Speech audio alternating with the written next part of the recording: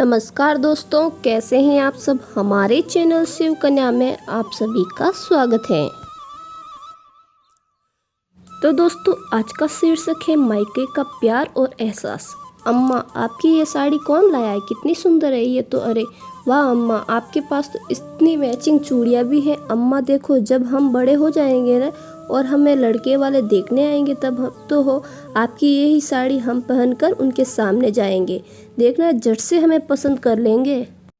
अपनी ये 11 साल की बेटी जूही के मुंह से ये सुनकर सुनीता के चेहरे पर एक प्यारी सी मुस्कान आ गई। प्यारी सी बेटी के माथे के सहलाते हुए बोली, अरे लाडो बिटिया, ऐसी क्या है इस साड़ी में? कितना बोलती है मेरी गुड़िया रानी। अभी से अपनी अम्मा को छोड़ने की बातें करने लगी हो। जब तुम शादी करके लायक हो जाओगी ना, तब हम इससे भी अच्छी अच्छी साड़ियाँ लाकर देंगे तुम्हें, अपने लाडो को। लेकिन अभी तो तुम्हारी उम्र ही क्या है। अभी तो तुम अपने गुड्डे गुड़िया के ब्याह रचाओ। नन्ही सी जूही माँ की बात को पूरी तरह से तो समझ ना पाई, लेकिन माँ को वो गुलाबी रंग की बंदेज की साड़ी उसे इतनी छोटी सी उम्र में इतनी भा गई कि जब भी माँ की अलमारी खोलती, जूही झट से उस साड़ी को निकाल कर जैसे तैसे पहनने की कोशिश करती रहती थी।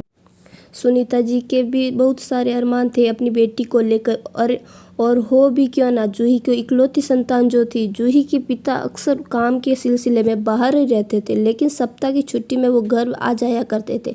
फिर तीनों खूब मस्ती करते थे। उनका जीवन खुशी खुशी से बीत रहा था। लेकिन वो कहते थे ना कि होनी को लिखा कौन टाल सकता है। कुछ ऐसा ही जूही के साथ हुआ। एक बार तीनों घूमने के लिए बाहर जा रहे थे कि रास्ते में उनकी गाड़ी का एक्सीडेंट हो गया। काफ़ी दर्दनाक हादसा था ये। जूही को तो बच गए, लेकिन उसके माता पिता दोनों की मौत हो गई। जूही के बालमन में इसका गहरा प्रभाव पड़ा, और जूही की इतनी बातूनी थी कि वो गूंगी गुड़िया को भी तरह हो गई थी।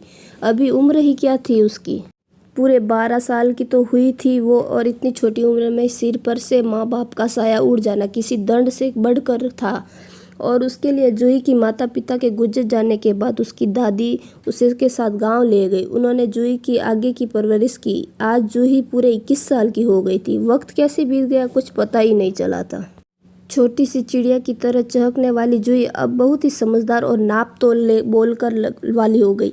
मानो जैसे बचपन से ही उसने हादसे की मासूमियत को छीन लिया हो, और बचपन से ही सारी बातें भी अब जूही भूल गई। जूही की दादी की भी उम्र हो चली थी, तो वो बस इतना ही चाहती थी कि अच्छे लड़के से वो अपनी पोती की शादी कर दे, और एक अच्छा परिवार देखने के लिए उन्होंने जूही की शादी कर दी। विदाई के वक्त उन्होंने जूही की काफ़ी सम्मान दिया, और साथ में उसकी माँ की संदूक। लेकिन जूही ने कभी भी संदूक को ससुराल में नहीं खोला।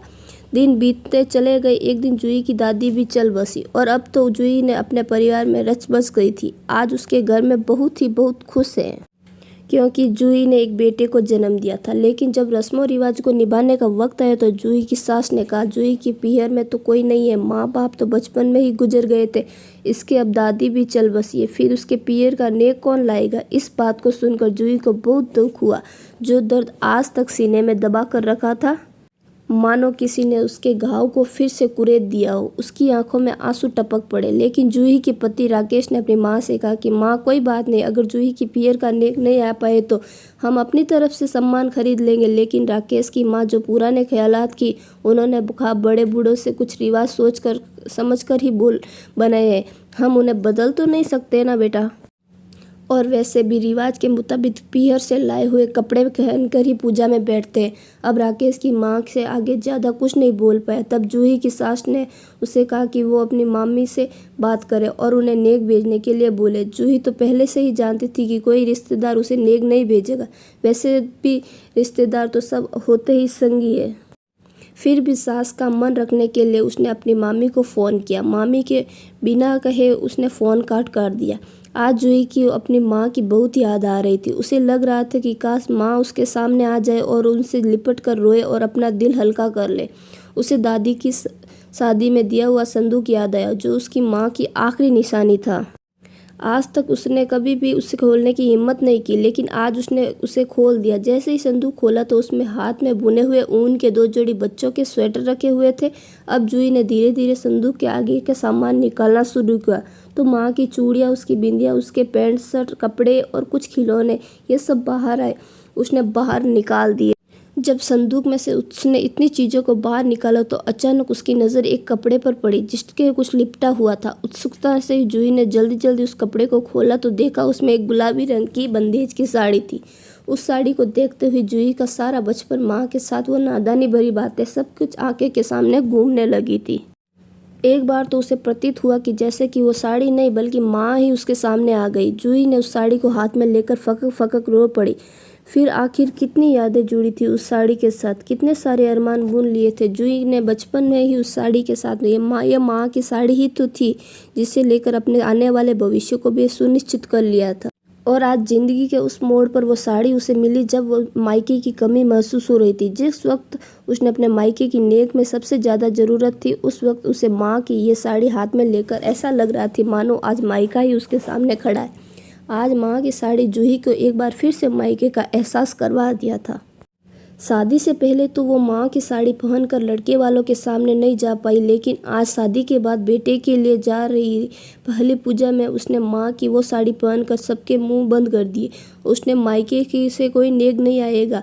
आज ऐसा उसे लग रहा था कि मानो अम्मा उसे कह रही है, देख लो लाडो, अब ये साड़ी पहनने तुम्हारी उम्र हो ही गई थी और उसने अपना आशीर्वाद दे रही हो। माँ की उस गुलाबी साड़ी में उसके मायके से फिर से मिलवा दिया और मायके का ये एहसास काफ़ी था जूही के लिए, जो शायद ही किसी को भेजे हुए नेक में उसे कभी मिलता हो। जो आत्मीयता और प्यार माँ की गुलाबी साड़ी के में जब जूही को मिला था, दोस्तों ये बात बिल्कुल सच है कि बेटियाँ माँ की परछाई ही होती हैं और बचपन से ही उन्हें अपनी माँ की तरह दिखने का शौक था। इसलिए छोटी उम्र में ही वो माँ की हर चीज़ अपने जुड़ाव महसूस करती थी। तब जब तक मायके की माँ होती है, बेटी की हर चीज़ अपना हक जताती है, लेकिन माँ के चले जाने पर बेटी को कब समझदार बन जाती है, ये बात तो वो खुद भी नहीं समझ सकती।